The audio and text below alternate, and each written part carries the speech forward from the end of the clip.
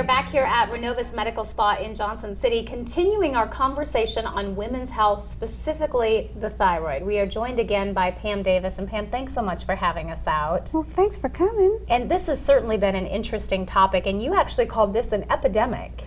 I believe so, yes. We have more women diagnosed with thyroid issues than ever before in history. And I'm not sure whether we have more knowledge, and so we know more, or whether we have so many women that have just been underdiagnosed for all these years. And you said sometimes it's just the testing process. They're not getting the right information. Yes. So most physicians are taught in medical school to just check the TSH, which is thyroid stimulating hormone.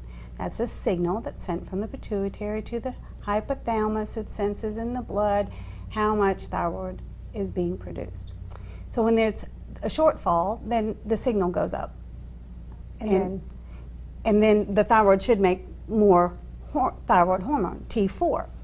T4, though, converts to T3, which is the active formula of the thyroid hormone. It's the prohormone, as some call it.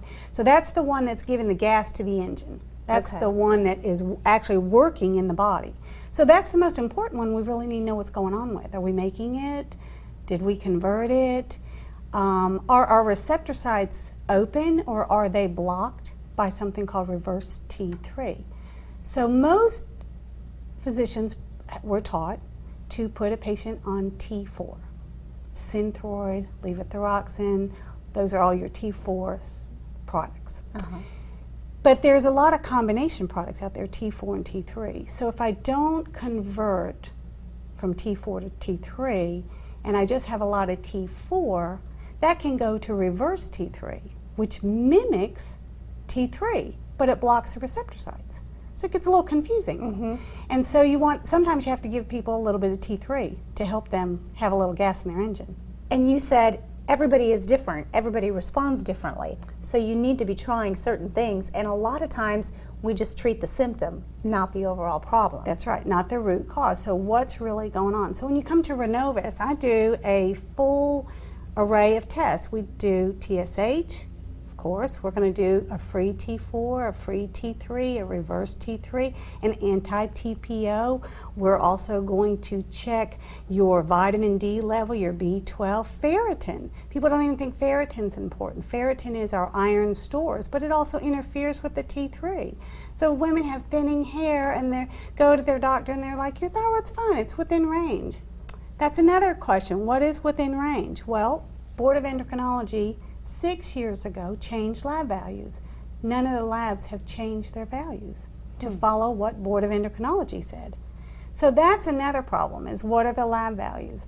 When you look at ferritin lab values, the lab value on a ferritin goes from 10 to 291.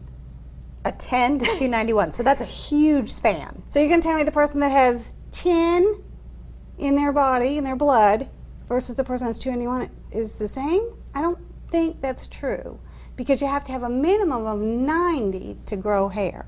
So a lot of women come and they're losing their hair, their hair's thinning, and they're concerned, and they've been told your thyroid's fine, your TSH is fine.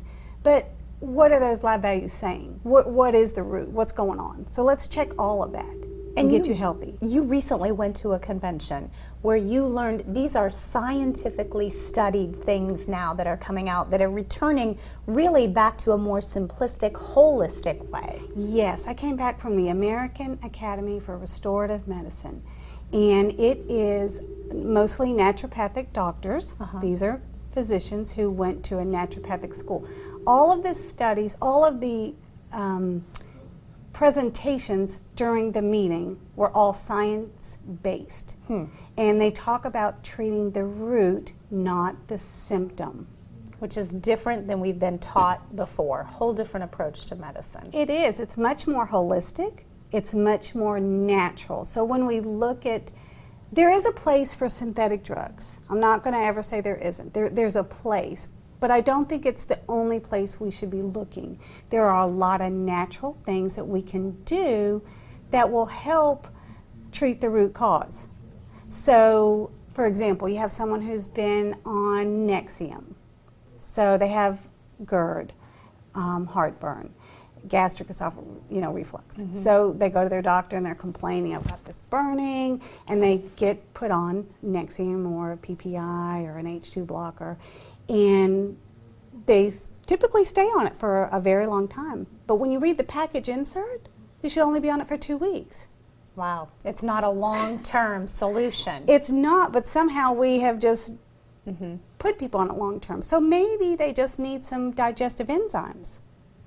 So it's about taking a different approach and starting that conversation. As we are learning, it is a very complex issue, but you'll be glad to walk people through that process. Yes, and then you have adrenal fatigue and you have fibromyalgia, and all of those interplay with each other.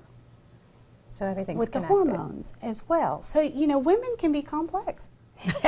And that's why we need someone like a Pam Davis to help us walk through that process. Thank you so much. A lot of information today. Great. If you have questions, you can always come by or give their office a call. It is Renovus Medical Spa right here on Bristol Highway in Johnson City.